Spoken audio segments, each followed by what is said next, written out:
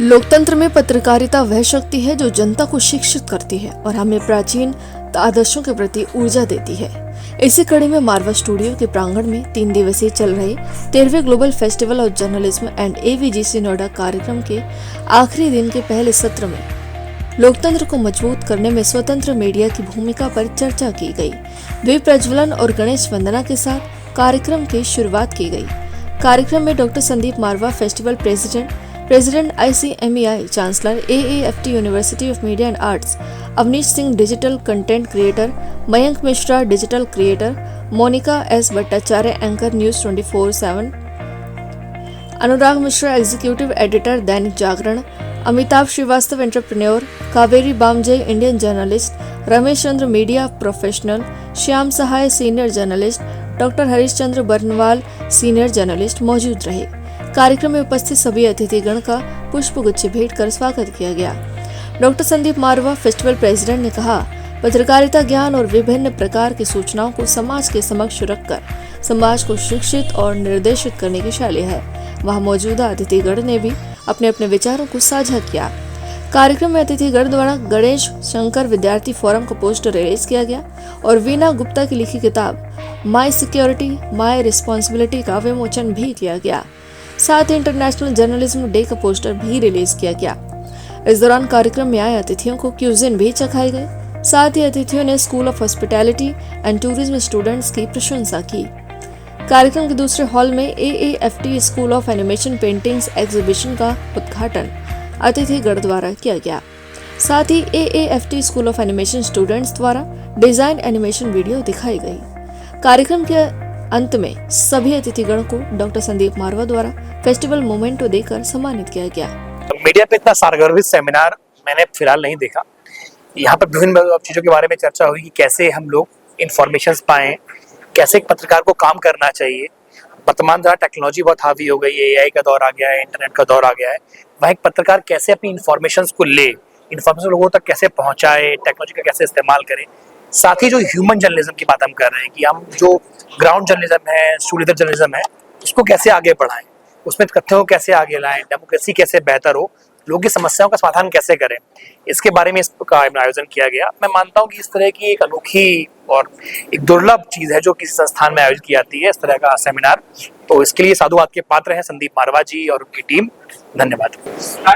मुझे बड़ी खुशी है कि आज हम लोग तीसरे दिन पहुंचे हैं 13th global festival of journalism and AVGC Noida 2025 के इस तीसरे दिन के इस जबरदस्त कार्यक्रम का जो सब्जेक्ट था वो था इंडिपेंडेंट मीडिया। और मुझे बड़ी खुशी है कि देश के चर्चित जाने माने जर्नलिस्ट इस वक्त यहाँ पर पहुंचे हुए हैं और उन्होंने अपने विचारों से इस सभागार को भर दिया है। बहुत सारे खूबसूरत विचार उभर के सामने आए हैं और बहुतों ने तो जो यंग जर्नलिस्ट हैं उनको न्योता भी दिया है कि वो उनके साथ मिलकर काम कर सकते हैं। ऐसा ही कुछ हम लोग चाहते थे। कार्यक्रम में बहुत ज़्यादा इस वक्त एक नई एनर्जी पैदा हुई है और आज का ये तीसरे दिन में ये कहते हुए बड़ा हर्ष हो रहा है कि पिछले 2 दिन के इन दिनों में हम लोग तकरीबन 7-8 हज़ार से भी ज़्यादा फुटफॉल देख चुके हैं और तकरीबन 26 इवेंट हम लोग 2 दिन में ऑर्गेनाइज कर चुके हैं। ग्लोबल फेस्टिवल ऑफ जर्नलिज्म जो है वो दुनिया का एकमात्र ऐसा फेस्टिवल बन चुका है।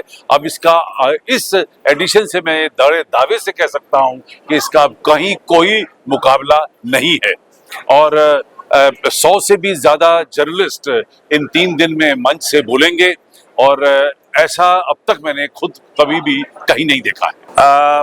ये बहुत बड़ा सौभाग्य कि मैं आज के कार्यक्रम में आया और जो एक सब्जेक्ट था जर्नलिज्म का, जो मेरा फेवरेट सब्जेक्ट है, मुझे बहुत अच्छा लगा और इतने प्रतिष्ठित लोग थे, उनके बीच में अपनी बात रखने का मौका मिला। और सबसे अच्छी बात थी जो भावी जर्नलिस्ट लोग हैं उन लोगों को कुछ सीख देना, बिकॉज हम सभी अपने अपने एक्सपीरियंस से अपनी बातों को रख सकते थे और आने वाली जो पीढ़ी है जो यहाँ पढ़ रही है, जो आने वाले दिनों में जर्नलिस्ट बनेगी, उन लोग के लिए जो हमारा एक्सपीरियंस वो बड़ा कारगर इस्तेमाल हो सकता है।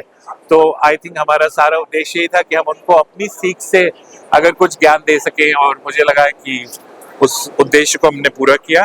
बहुत मजा आ गया, मतलब कि इतने सारे लोग, इतने एक्सपीरियंस लोग मिले, तो हम लोग को बहुत ग्रेटफुल है कि हमें मौका मिला यहाँ पे आने का। एक्चुअली यार पैनल पे ना जैसे आप लोग सीख रहे थे, हम भी सीख रहे थे कि हम लोग के लिए भी लर्निंग है, हम लोग के लिए भी लर्निंग है। आप लोग ही कर रहे थे कि भाई इतने पुराने मतलब बहुत ग्रेटफुल है कि इस उम्र में हमें ऐसे लोगों के साथ बैठने का मौका मिला। सो बहुत अच्छा लगा यहाँ पे आके संदीप मारवा जी का ये इवेंट, लाइक और स्पेशली जब इंटरनेशनल जर्नलिज्म की बात हो रही है और हमने जो भी अपने एक्सपीरियंसेस शेयर किए, साथ में जो भी हमारे कोलीग्स ने भी शेयर किया।